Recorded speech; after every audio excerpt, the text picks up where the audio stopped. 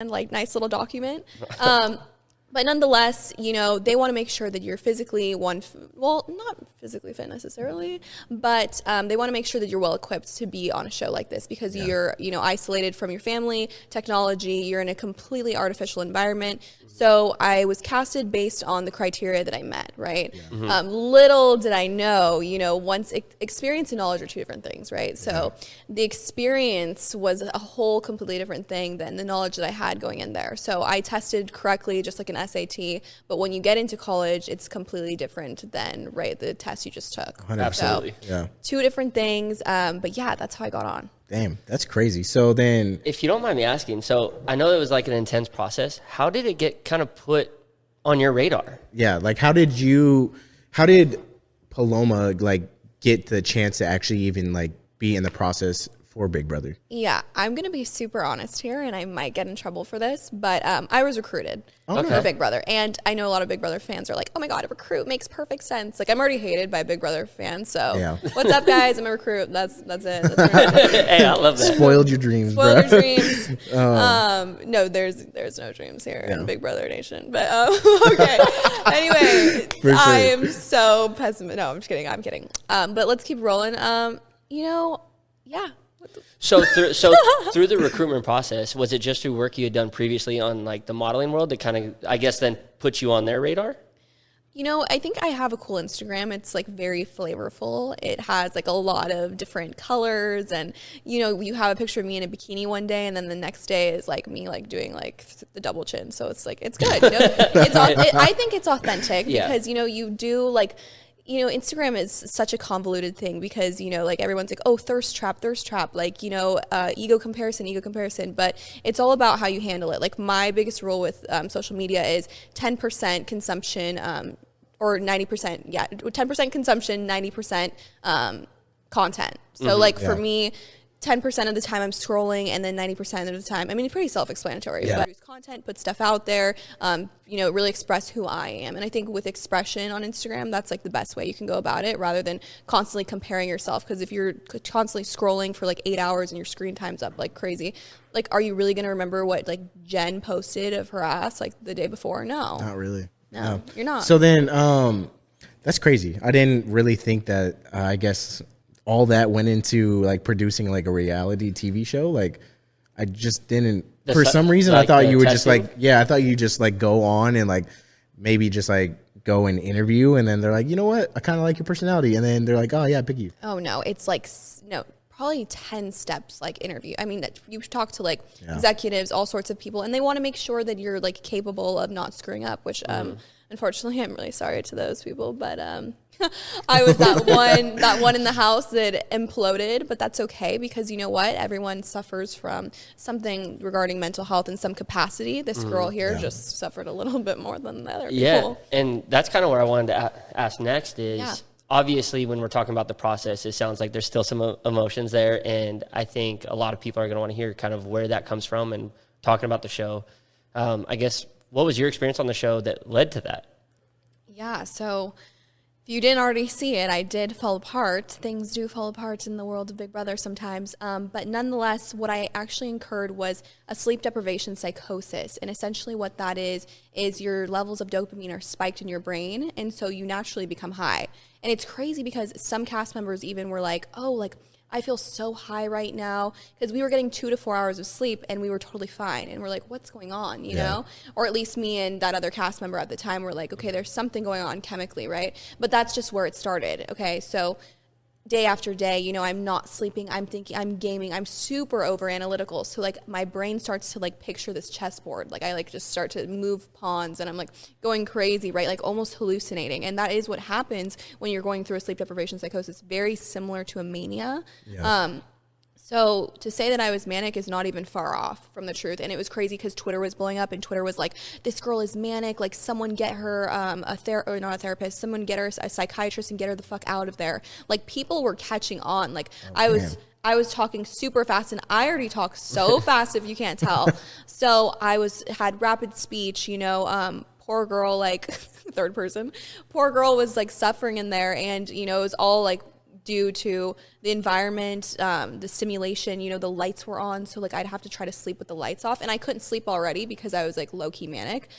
So it was like impossible for me to just like go to bed and turn off your brain, because at that point the chemicals in your brain are like, oh, boop, boop, boop, like let's stay up. It's like it's surviving. It's basically survival. So that's what happened. And then the ending, basically, I had a panic attack, and I went up to, I'm not supposed to talk about production. So I went to a place, and I was like, I need help. Like, this is not right. My body is shaking. Like, something is breaking down. Like, I know I'm not a hypochondriac. And even like the people in the house, they all cried when I left, because it was so severe what I was going through, and they knew that something was happening to me, and they saw me physically breaking down. That I was like hallucinating. I was like, this is Inception, like I was like, you guys, like I'm telling you right now, we're in Elon Musk's simulation. Like, that wasn't a joke. Like, every single joke that I started to have was like a cry for help. Like, I made this one joke, I don't know if it went viral or not, I can't remember, but it was like, I'm gonna just go on Kylie. I made a plan, you guys. I was like, I'm gonna take Kylie Jenner's private jet, her pink ass private jet, and I'm gonna get the fuck out of here. And so like everyone was like, this girl is like nuts, But I was like so sleep deprived, so going nuts, that poor thing. Like, I just started saying all these jokes, and they were truthfully like cries for help the whole time. So my body was convulsing, and at that point I was like, you know what, like not convulsing, but like shaking, And so at that point I was like, I need help. And so the cast members were so sweet, and they were like, just go and get help. And I did, and that's crazy. Got out of there. That's so wild. Yeah. That's huge too, because to get out of that and remove yourself from the situation, a lot of people, like, those were obviously coping mechanisms, like trying to shrug it off, trying to laugh it off, and then your body like literally shaking, and you're just like, this isn't for me, I gotta go. I had to go, and it was a hard decision, but it was the right decision. I wouldn't regret it at all. And more power to you, because a lot of people don't have that self-awareness to like realize like how like mentally like jacked up they are in the moment. So like that takes a lot out of a person. Oh, there was like I was like freaking Final Destination. I was like, oh, I'm gonna die right now and have a heart attack. Like, that's how bad it was. I was like, I thought I was gonna have a heart attack. Like, I was done. I was donezo. That's crazy. That's pretty wild. I can't even imagine being like watched for 24 hours out of the day, like nonstop, like non-privacy. Like, that alone is gonna put you through like such a like a mental like fortitude, where like you either have to like adapt or you have to overcome that. And not a lot of people can overcome that because they've never experienced that. Right. So like, for you to throw like 16 people into the room and be like, yo, like adapt and overcome that, like while competing, that's gonna like, I feel like that's just a ball of like chaos just waiting to happen. Oh, and it totally is. Like, if you watch all Big Brother seasons, I've watched like probably 6. I'd say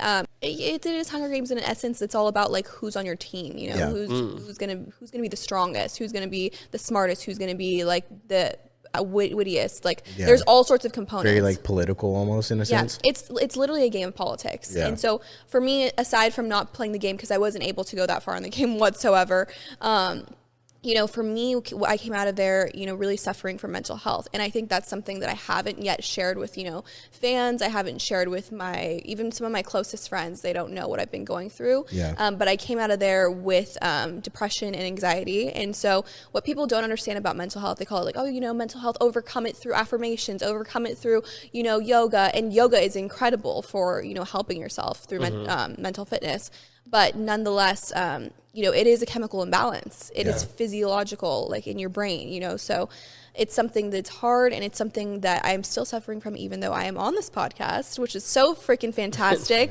But I just want to let people know that, there's a stigma that goes around mental health, and next week is actually Mental Health Week. Oh, wow. That just lands perfectly because our podcast comes out next week. Okay, perfect. So nonetheless, I just want to let people know that, if you're suffering from depression, like, I completely get you. And I think the world needs to hear this podcast and know that, like, if you're suffering, like, it's not just go listen to an affirmation and be okay. It's a constant battle every single day that needs to be destigmatized. 100%. And I like that you mentioned that there are some tools to, I don't want to say like fix it, but to live with it. But unless you understand the cause behind it, so like you've looked at your scenario and you understand there's a chemical imbalance, there's other people out there that they have to go tell their family, like, hey, this is how I feel, and people try to put a Band-Aid over it. Right. And they need to know, like, it could be more than that, and it very well might be.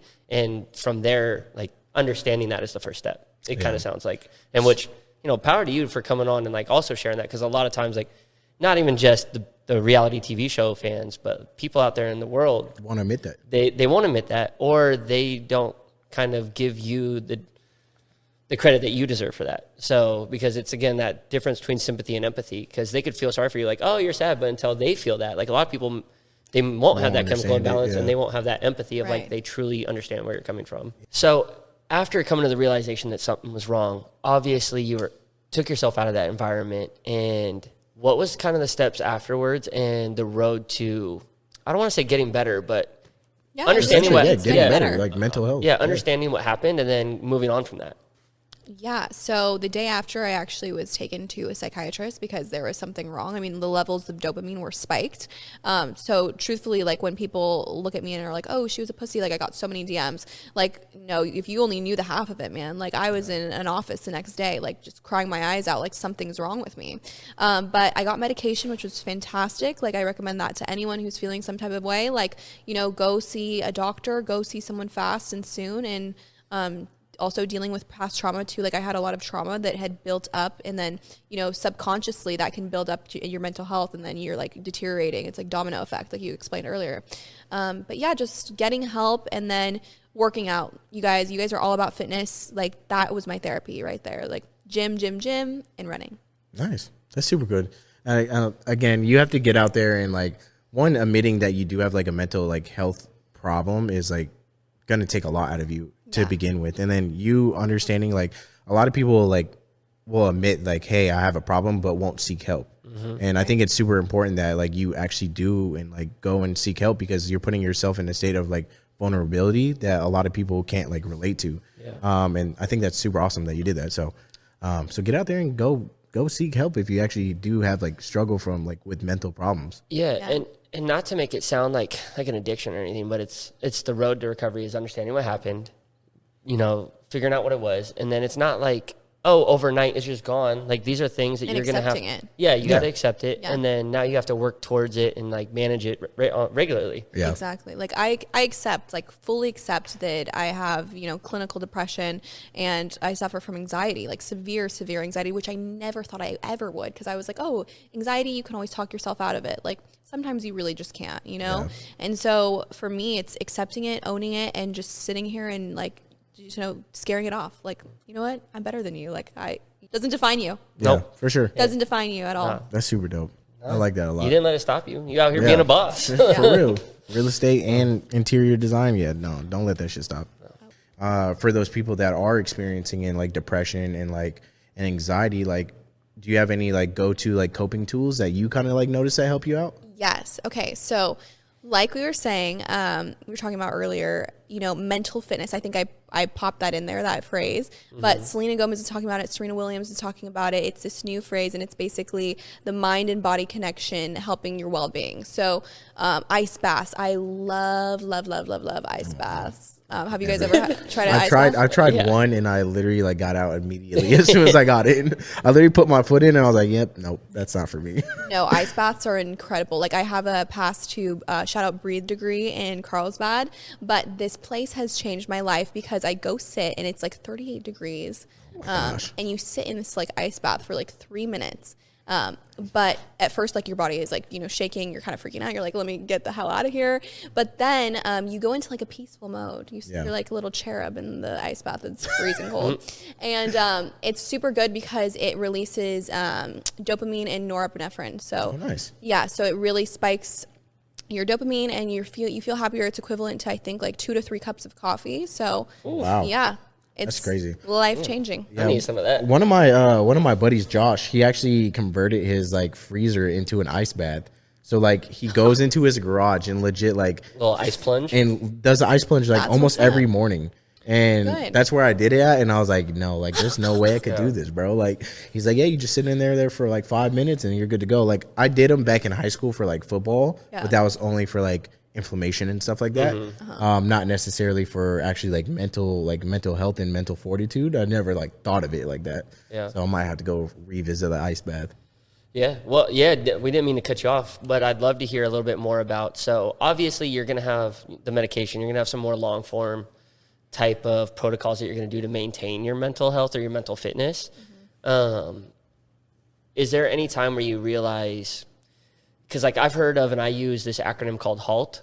So that's when like I feel like I have anxiety coming on or feel like there's too much stress in my life. I refer to that, and it's like you're feeling this way because me, like I don't have diagnosed or clinically like depressed, but it's like I still have stress in my life. But it's like H is for hungry, A is for angry, L is for lonely, and then T is for tired. And it's like those 4 things are usually the thing that's going to spark up either my anxiety or like any type of my unnormal feeling. Yeah. And then it's like how I start to address those. Do you have anything for yourself, or you're like, because like you said, this is really recently, so obviously you've seen clinical help, but from your day-to-day life, is there other things that you have to kind of consider every day? Yeah. So my dad's a psychologist. I don't know if I mentioned that earlier, cool. Which is cool. And then my mom's in pharmaceuticals for psychiatry, which I think I mentioned to you before the podcast. But yeah, nonetheless, my dad was like, this is going to be your trick, okay? When you're like having a panic attack, when you're like scared, whatever the situation is, you use your senses, okay? So you look at 5 things, and you have to point out 5 things and call them out. So like bush, couch, pillow, whatever,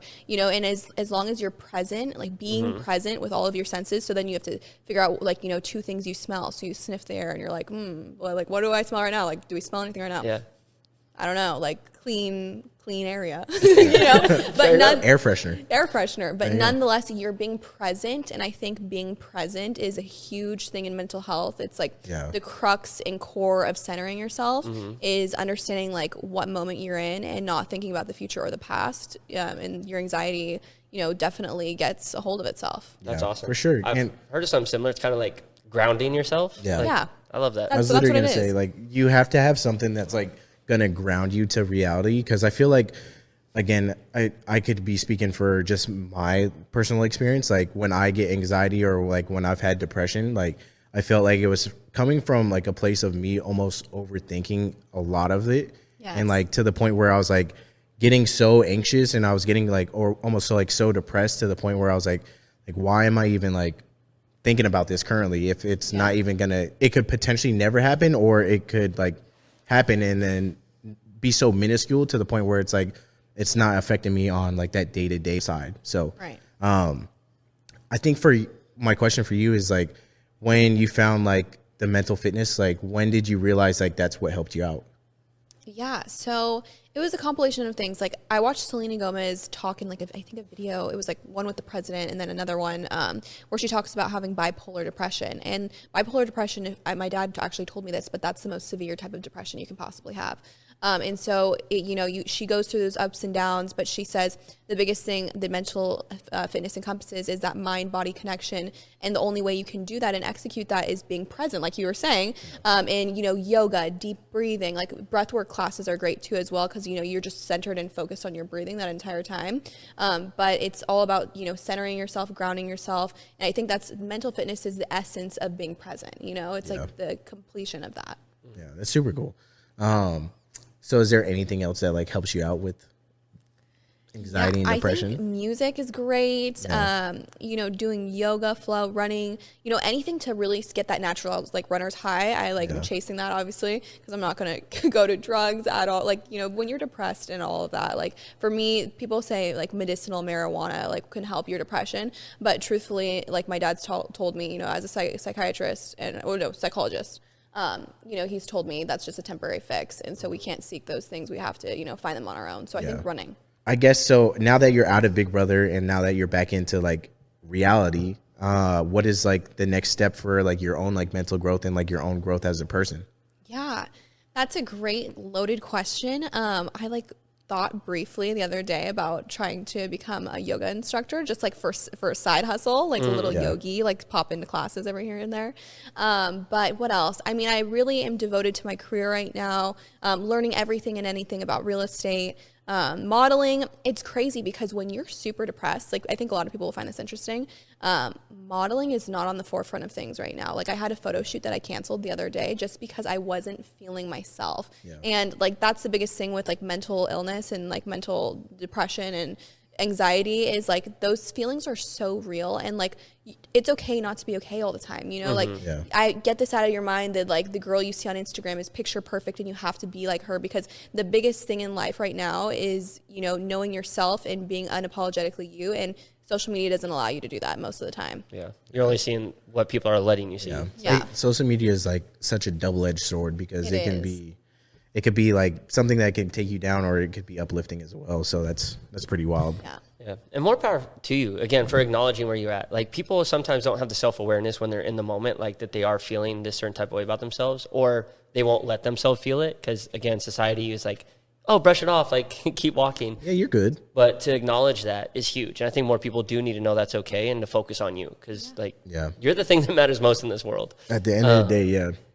But to kind of tie in more on like a positive aspect from that experience, what's kind of, I guess, changed for your life for the better since then? Yeah, so I've actually connected with a lot of people who reached out to me that were like, I've been going through depression, I've been going through anxiety. So to be able to talk to like fans and people that are like, I'm going through the exact same thing as you are is super awesome. Like, in the midst of all sorts of hate, there's always, the thing is the brain is so triggered off of negativity, like they say for like, one negative thing, you have to read like 100 positive comments just to like, reaccount for what's going on. But for me to really focus on the positive is like the biggest thing that I've taken out of this. And I've been running more, I've been working out more, I've been out surfing, which is super fun. But nonetheless, I think it's so important to just like know your limits, like know your limits with your screen time. Like if you have screen time that's like absolutely insane, like fix that shit right now or you're gonna have a spiral, because like no one belongs on like, social media unless you are like, I don't know, like an influencer, I guess, and that's like your life. And but you're a creator. That's the difference. Exactly. You're creating content. You're not like looking at people's feeds like 24/7, like their reels. Like, I mean, that's cool for inspiration, but do you need to be on the inspiration page for like 8 hours? No. You're going down the rabbit hole at that point. Just spiral effect. So, moderation. Everything in moderation.